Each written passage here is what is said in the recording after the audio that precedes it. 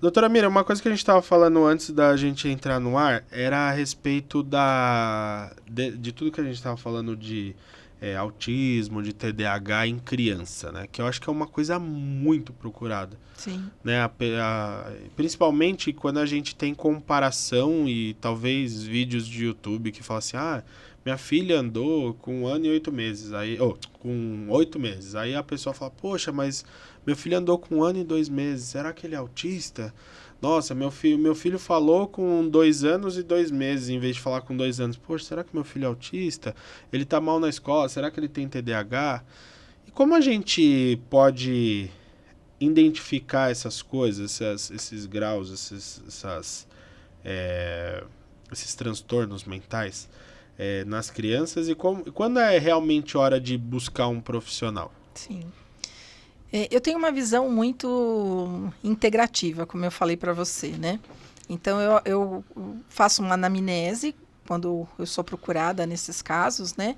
E normalmente, nisso que você está dizendo, a questão do atraso, seja na linguagem, seja na marcha, isso pode representar que haja um atraso no neurodesenvolvimento e ele vem para um processo de investigação. Hoje a gente tem uma série de ferramentas, né, que é o exame neuropsicológico, muitas vezes é indicado pelos médicos. Alguns médicos eles já tomam a decisão de dar um diagnóstico.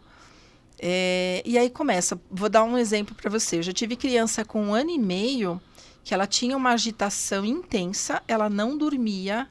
Ela chegou para mim no consultório com 4 dias sem conseguir dormir. Então são casos extremos, né? De que a gente já percebe que tem alguma coisa na neurobiologia que não está funcionando adequadamente. Hoje a gente tem muita informação, acho que é usar muito o recurso da informação para saber qual é o desenvolvimento normal. Então, tem criança que vai andar com 8 meses, tem criança que vai andar com 1 ano e meio, mas é entender toda essa história, né? Como que foi a gestação, como que foi o parto, a própria família mesmo, né? Algumas pessoas elas têm medo de que possa ter alguma coisa. Quando a gente tem um filho, a gente tem aquela grande expectativa de que ele vai ser normal, né? Que está tudo dentro da normalidade. Mas o fato de estar dentro, às vezes, de um espectro do espectro autista ou espectro de um transtorno de atenção, uma hiperatividade, precisa ser visto, né? Que tem algumas pessoas que eu prefiro não levar porque eu não quero ter. Para mim é muito ruim saber o diagnóstico. Então, eu já cheguei a falar da possibilidade do diagnóstico de autismo para uma mãe. Ela saiu do consultório, ela bateu o carro no primeiro poste. Então, assim, por mais que a gente faça um controle emocional, essa não aceitação dessa mãe foi intensa.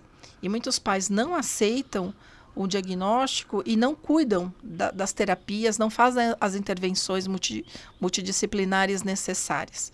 Então, a primeira coisa, diante de situações em que se percebe atraso no neurodesenvolvimento, é sim procurar ajuda médica, né, ou um atraso na fala, procurar um serviço de fonoaudiologia, um serviço de psicologia. Hoje a gente tem, por exemplo, na neuropsicologia, a gente tem ferramentas para cuidar, para identificar o autismo desde bem pequenininho. Então, hoje, com 1 ano e meio a gente já consegue fazer um teste específico, a gente já consegue aplicar uma escala do neurodesenvolvimento, onde a gente vai identificando atrasos. E a gente começa a perceber onde que a gente precisa gerar uma estimulação maior. E aí, às vezes, é na família. Por exemplo, uma criança que está muito tempo no berço, ela não vai ter a estimulação necessária. E aí, como é que você quer? Uma criança que está muito no colo, como é que você quer que ela ande se ela não foi estimulada para tal, né? Então, entender toda essa dinâmica de família, dessa criança, da história de vida dela, desde a vida intrauterina. Se é uma mãe, por exemplo, que não fez o pré-natal, tem alguns casos que chegam que a mãe descobriu que estava grávida com 6 meses, com 7 meses, ela fez uso de álcool, fez uso de drogas, e vai gerar interferências nesse desenvolvimento, né? Não é via de regra, né, doutor? Sim ou não, né? E eu gosto da palavra espectro. Espectro é quando você tem vários níveis de observação. Então, os autistas não dá para não igualar porque eles são muito diferentes mesmo entre si, né?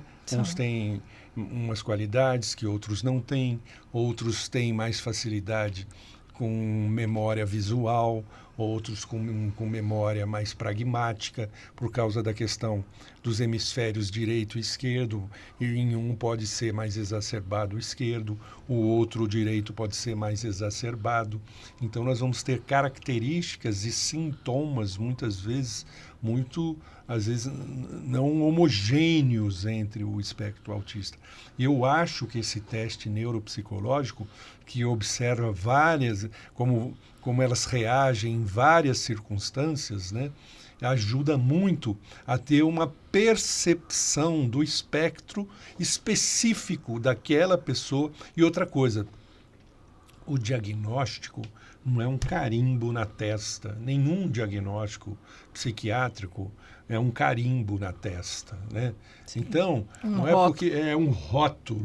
A gente tem que tomar cuidado com isso. É lógico que a gente tem que escolher, mas eu não sou o rótulo que me deram, né? E senão você começa a agir que nem o rótulo, a fazer, e vira um estigma isso. Por isso que fizemos um estudo e mudamos o nome das coisas, porque as pessoas elas podem ter dificuldades, mas elas conseguem sair dessas dificuldades, principalmente ou amenizá-las se tratadas, né? Por isso estão aí. Eu tenho uma ideia cá comigo, que eu acho que eu estudei muito com o Triguerin. Triguerin tinha uma formação espiritual muito grande e ele falava das vidas em outros planetas, de seres de outros planetas. Eu acho, inclusive, que os autistas são de essências de planetas mais evoluídos que estão vindo aqui nos seus primeiros estágios na Terra, que isso aqui para ele é diferente, dedo, visão desse jeito. Tanto é que muitos também, eles são muito francos, muito sinceros, eles não entram na hipocrisia. Não ele tem um sentido de verdade que a nossa sociedade hipócrita não aguenta. E aí fica difícil conviver com esses seres que eu gosto, se eu não gosto, eu não gosto. E vira o rosto e não conversa mais com a pessoa. Acabou, não gosto dela. Ele está sendo sincero com o sentimento dele. Exatamente. Falei sobre isso hoje com o paciente. Ele é fiel à verdade dele. Exatamente, ele é fiel à verdade dele. A gente tem que respeitar. Por isso que tem dificuldade de se entrosar, de relacionar, porque ele é papo reto.